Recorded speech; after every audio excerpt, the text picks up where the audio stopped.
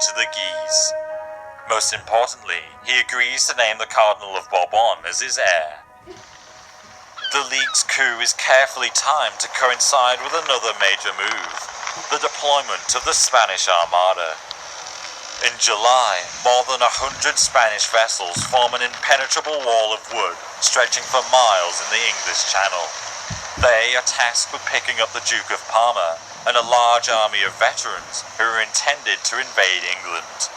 With his flank secured by the Catholic League, Philip II believes he can pull this off. But the English are led by the most skillful sailors of the day, John Hawkins and Francis Drake. The English take advantage of the winds and use an age-old tactic against the Spanish, fire ships. With this ploy, the Armada is scattered and forced to sail around the British Isles. Parma has to stay put, and the invasion of England is called off. Protestants all across Europe rejoice. Henry III also gains courage and decides to reclaim the initiative. First, he tries to subvert the League at the Estates Generales, but to his dismay, he finds out that most of the delegates are supporters of the League. Undaunted, the king determines that harsher measures are needed.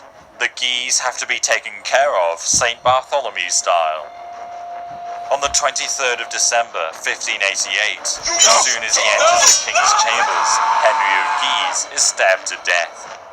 The similarities between this and the fate that befell Coligny 16 years earlier are not lost to the Leaguers.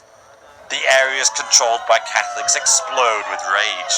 Henry of Guise had been their saviour, the last chance to maintain the country's integrity. Now that he's gone, Henry's brother, the Duke of Mayenne, is put in overall charge, and the Catholics become even more radical. The king is chased out of his realm, and only controls a few towns in the Loire Valley. Catherine of Medici dies in January, leaving him even more exposed.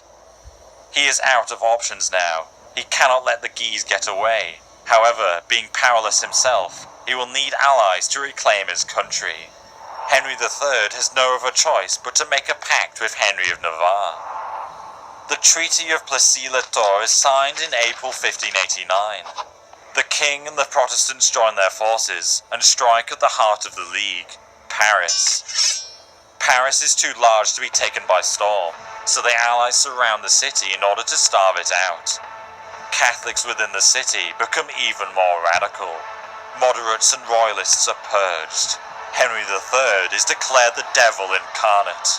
Those who were loyal subjects of the crown just 10 years ago are now fierce republicans.